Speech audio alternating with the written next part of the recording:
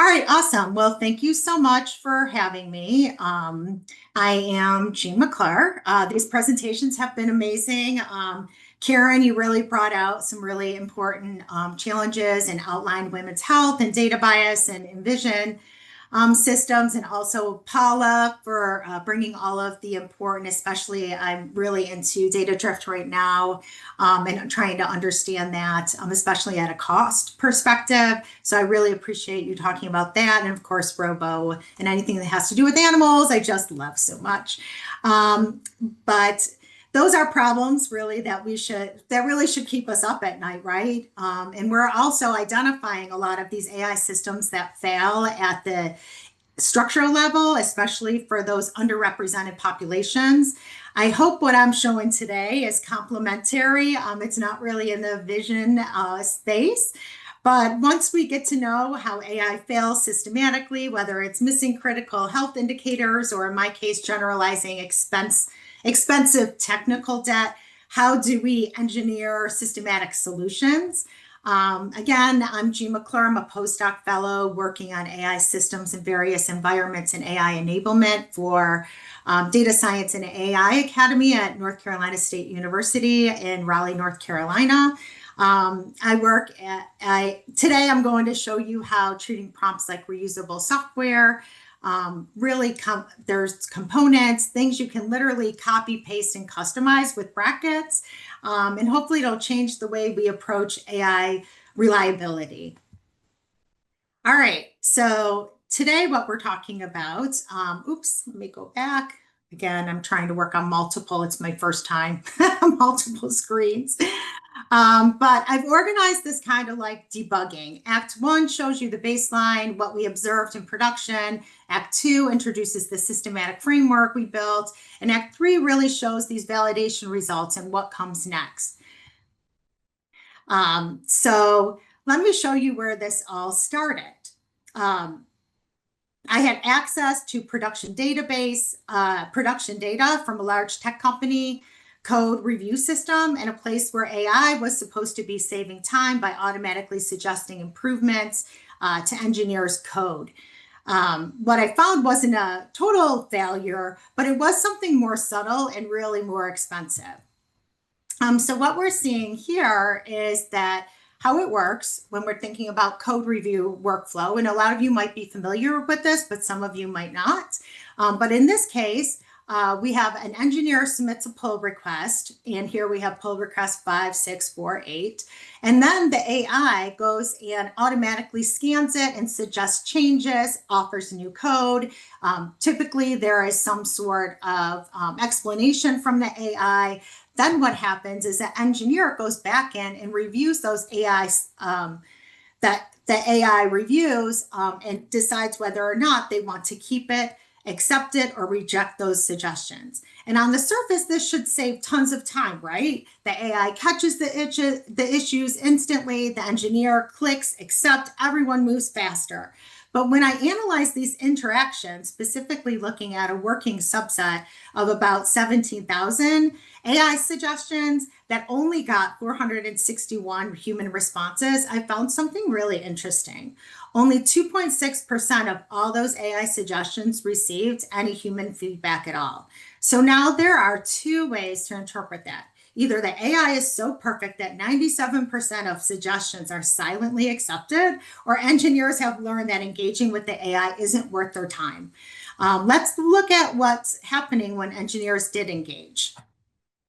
So what we're seeing here is really let's put the numbers to it, right? What we observed is through the literature, industry baseline is about 40% of IT budgets go to maintaining existing code, what we call technical debt. That's the cost of shortcuts taken, documentation skipped, edge cases ignored. In just 4 months of AI-assisted code review, we saw something interesting happening, that number. AI suggestions created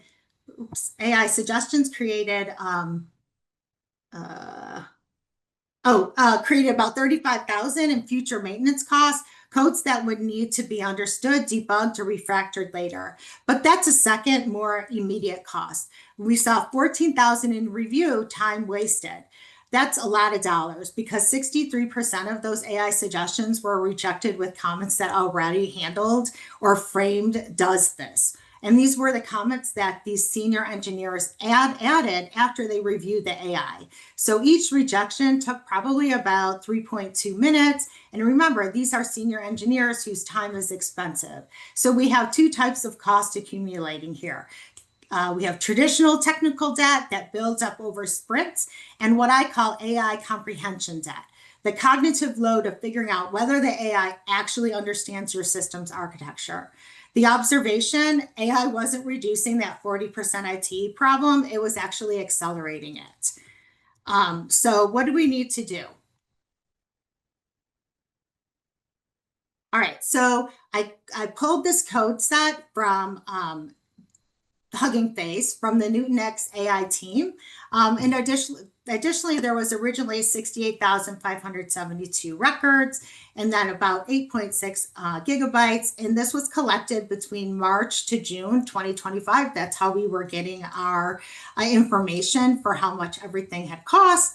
And then we worked with this subset about 17,658 AI suggestions with 461 feedback. And that's where that 21.6% of the feedbacks came in.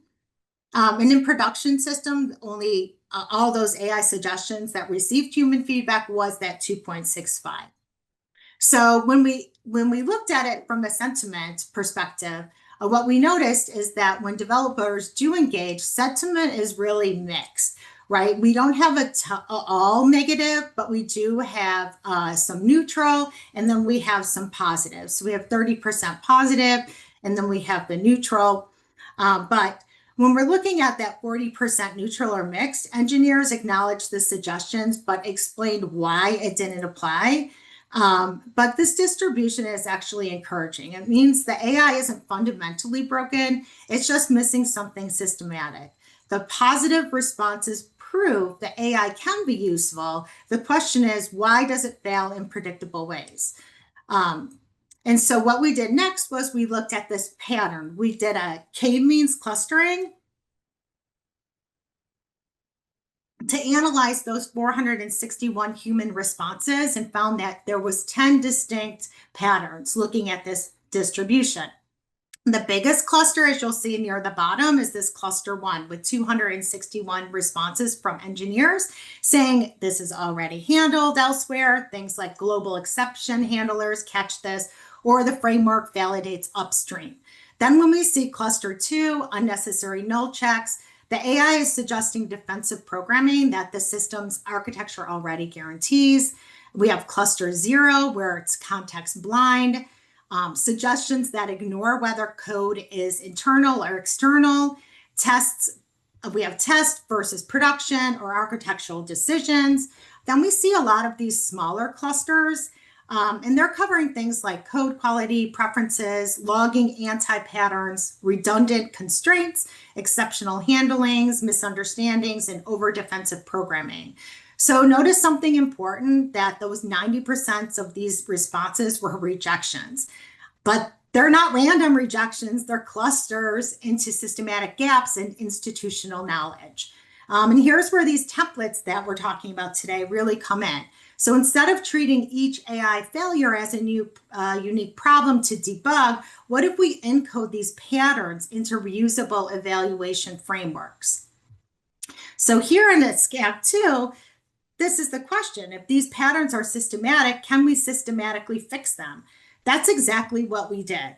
Let me show you the framework that changed how we're thinking about this and why we stopped treating prompt engineering like creative writing and started treating it like software engineering. So I really love this, this image, and I did cite the image, although the presentation is no longer there. Let's think about like what it actually is. So what is prompt engineering? We all hear prompt engineering. Some of us might know it more than others. But again, this slide really captures it. On the left-hand side, you see the old way, prompt and pray, right? I also call this prompt spaghetti with all the squiggles. You write something, you throw it at AI, you hope for the best, you get tangled results. You try it again, it's iterative, sure, but it's chaos.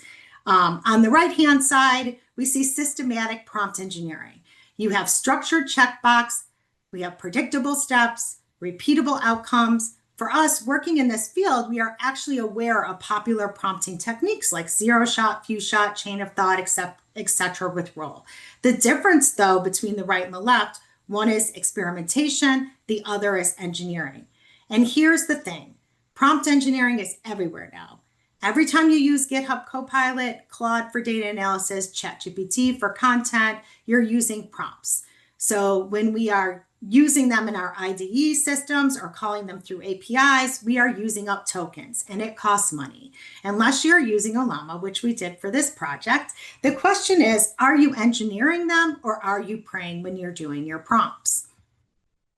So the good news is though, this isn't a new insight and you're probably saying this to yourself. The major companies have all recognized this and published frameworks. We have Google, PAIR framework says start with purpose, add your audience, specify information, then constrain your response, very structured.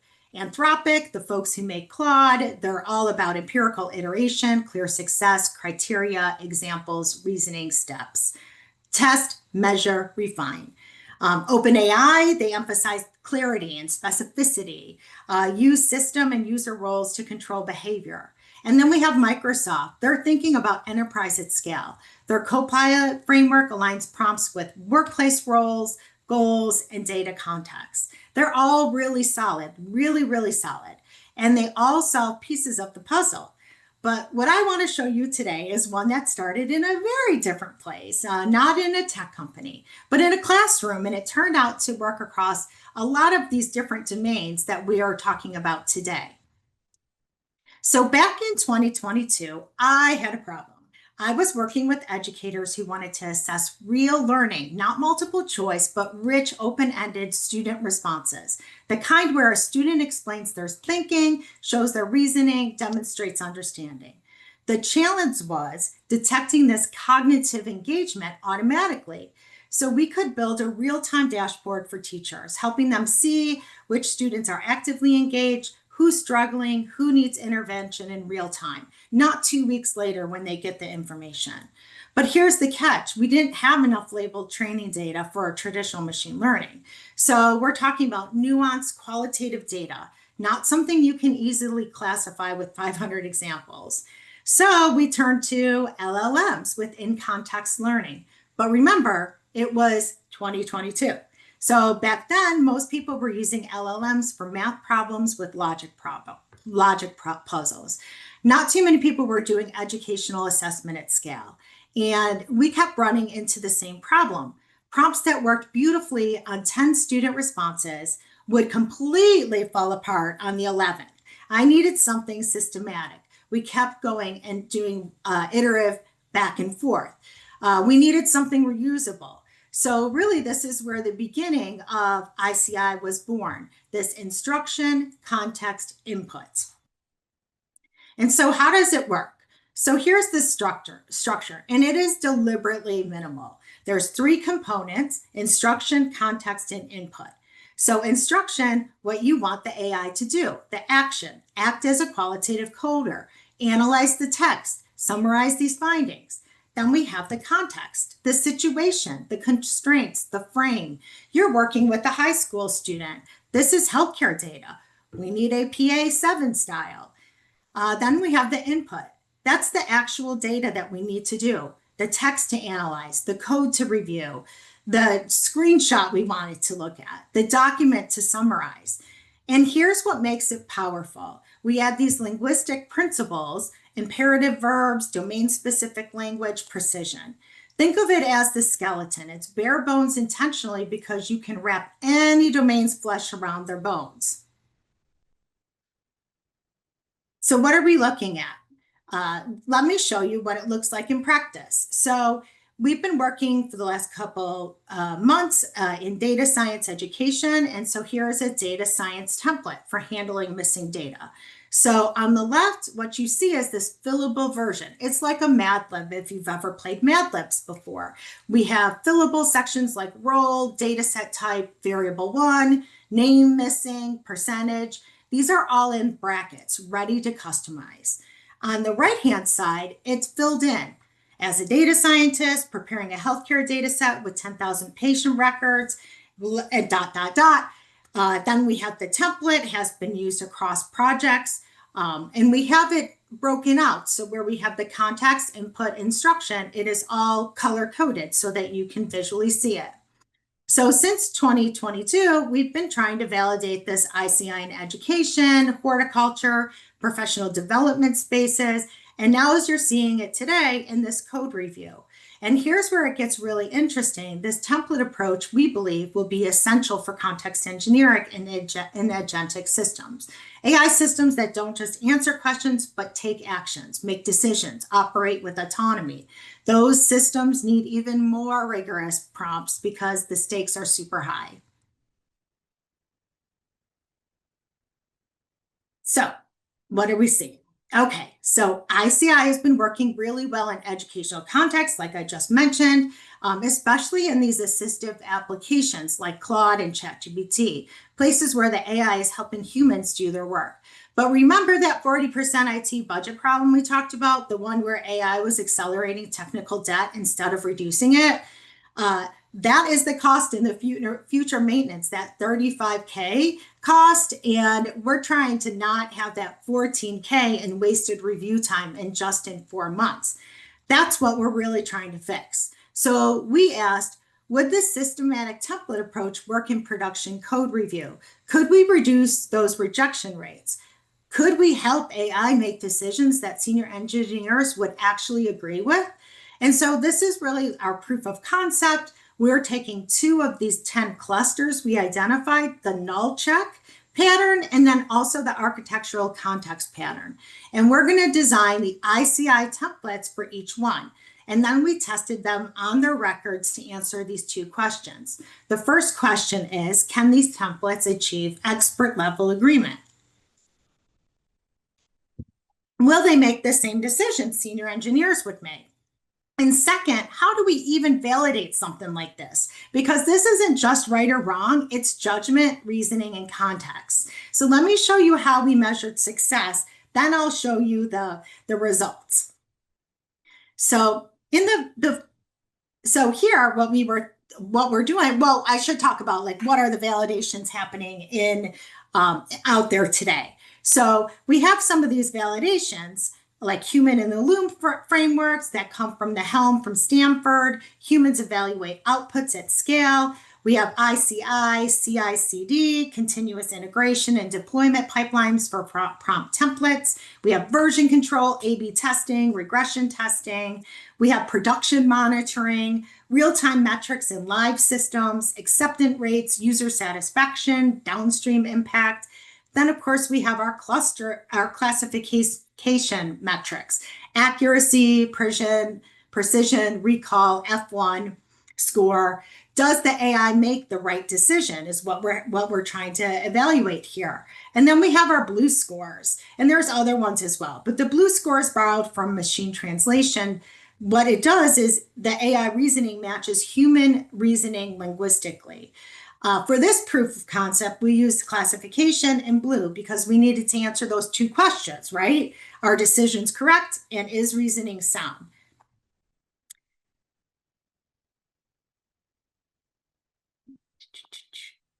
All right, so we validated each template with 2 metrics. The decision accuracy, metric 1 on the left-hand side. Does the template make the same accept or reject decision a senior engineer would make? We measure this with standard classification metrics, the accuracy, precision, recall, F1 score, which we'll see in just a little bit. And we targeted 80% or higher agreement. And then in metric 2, we did the explanation quality. Does the template provide reasoning similar to what a human engineer would say? We measure this with BLEU scores, a metric, again, like I said, that checks linguistic overlap. Why both? Because in code review, getting the decision right isn't enough. You need to explain why engineers learn from the reasoning. Also, what you're going to see here is that if we would have just measured with BLEU, we would have just passed over this, but because it had such a low score. But instead, we used also precision, recall, and F1 scores. Okay, so here's the template that we pulled for the null check pattern. And notice how it maps directly to the ICI framework, the one that we just talked about with the data science example. So we have context where we establish the role. We have a senior engineer evaluating defense programming. We describe the code base type. We explain what the AI suggested and why it's probably unnecessary because of existing guarantees. For the input, we specify the exact code situation, what are the existing safety measures, constructor guarantees, framework validation, MPE diagnostics, what the impact of adding redundant checks. And for instruction, and here's the decision framework, is this truly necessary? And notice the default stance, reject unless this demonstrable failure path exists. Only accept if there is a demonstrable failure path. On the right, what you see is it looks like a filled-in response. And again, this is condensed. I put a longer version at the end of the slides, which is shared.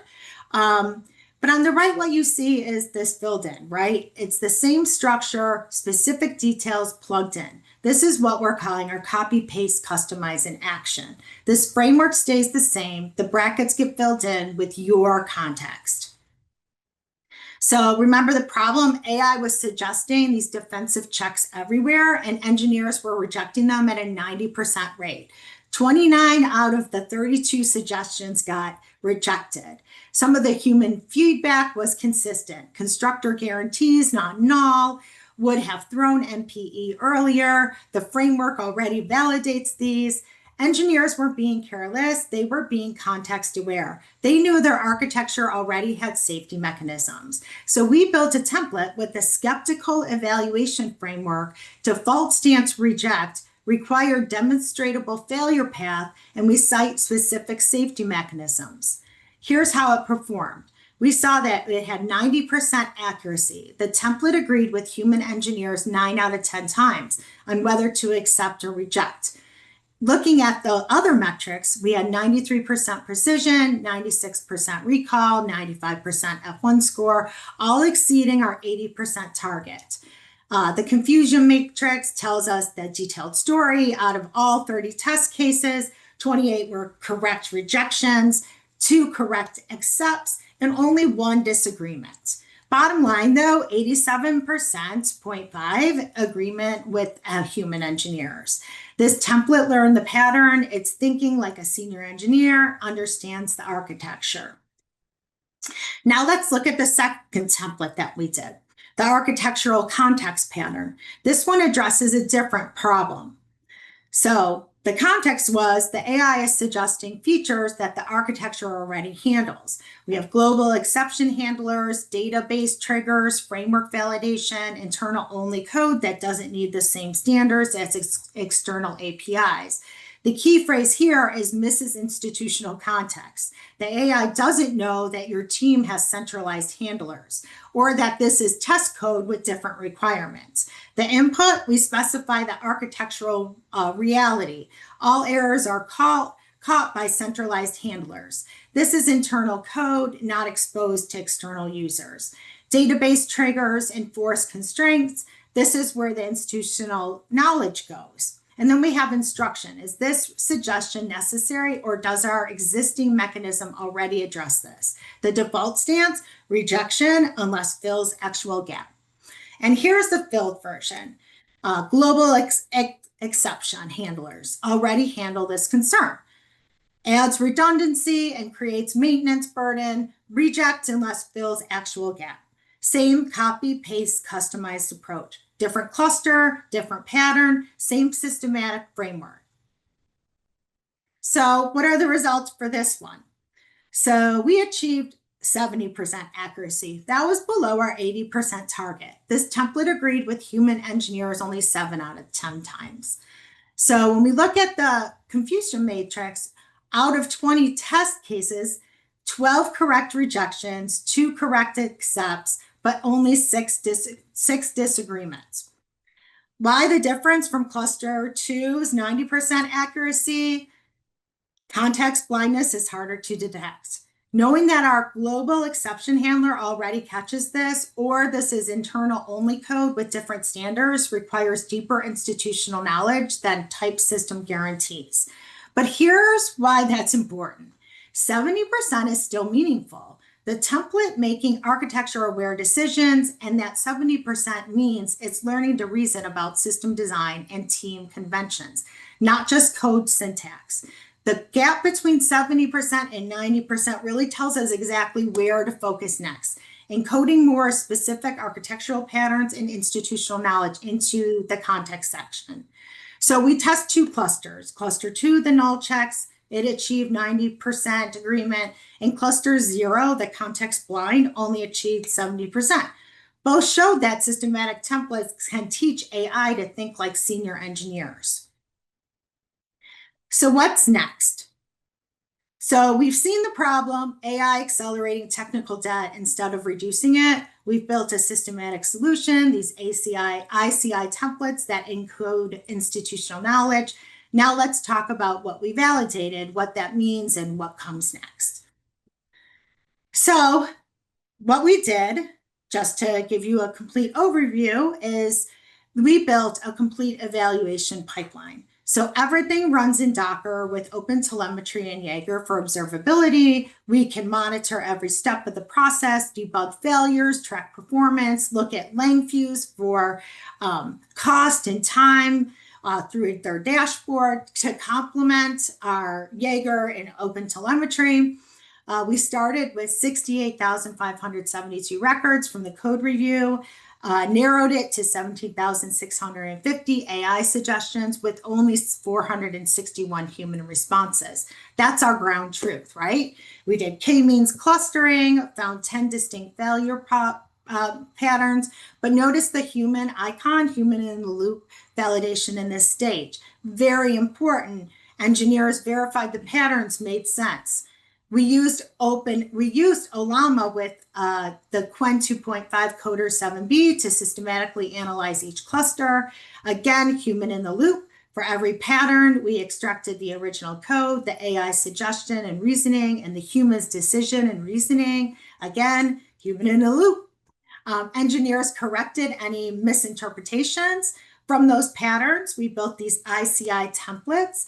Engineers designed these, encoded context about architectural reality, input describing situations, instructions providing evaluation frameworks, and finally, we did dual metric validation, the classification accuracy and reasoning quality with human verification of performance. This is human in the loop at every stage, not replacing engineers, encoding their expertise systematically. So remember this problem? In just 4 months, we had like 35,250 in future maintenance debt with about 14,100 in wasted review time. That's nearly 50,000 in total. And here's how these systematic templates address this. And I want to be conservative with our claims. Cluster 0 already represented many of those responses. Oops. And we verified that with human in the loop. And then we saw that we had these cluster 2, the unnecessary null checks. Need some water. And so really what we're seeing here is that we're not just really doing our templates, where our templates are achieving our 90% accuracy. In these suggestions, if incorrectly accepted, created maintenance burning, preventing them saves approximately 6,500 in maintenance debt. That was for about cluster 2. And for cluster 1, I did not mention this, but we're looking at, even with just 70%, that we're saving about 5,500 in review time saved. And so conservatively, maybe 12,000 saved in 4 months. And that comes from the review process. And that was just the 2 out of the 10 cluster templates. targeting about maybe 30 to 40% of the total problem. And so I guess really when we think about the multiplier effect, when engineers aren't spending 3.2 minutes, remember, repeatedly explaining the framework already does this, they have cognitive bandwidth for genuine architectural decisions, security implications, performance trade-offs, design patterns. So scaling projections, if all 10 cluster templates achieve similar results, we're looking somewhere at around 60,000 saved in 4 months. Again, this is institutional knowledge as code, and code once, reuse systematically, let engineers focus on what requires human judgment. So what's next? Scale to all 10 clusters. We've proven the concept with 2 templates achieving 70 to 90%.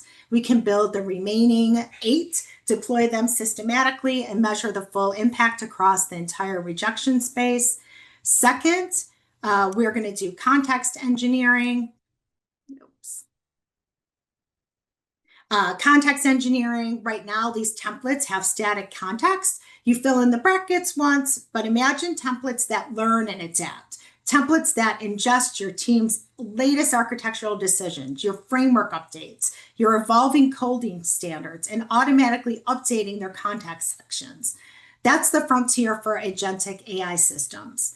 The ICI framework works in education, professional development, data science, anywhere you need systematic, repeatable AI behavior. What other production systems suffer from? AI comprehension debt, customer support, legal document review, medical diagnosis assistance. The fundamental insight here is universal. AI fails systematically, so we can engineer systematic solutions. And again, this is our proof of concept. We're looking forward to scaling it to the 10 clusters. All right, everyone, thanks so much for having me here today.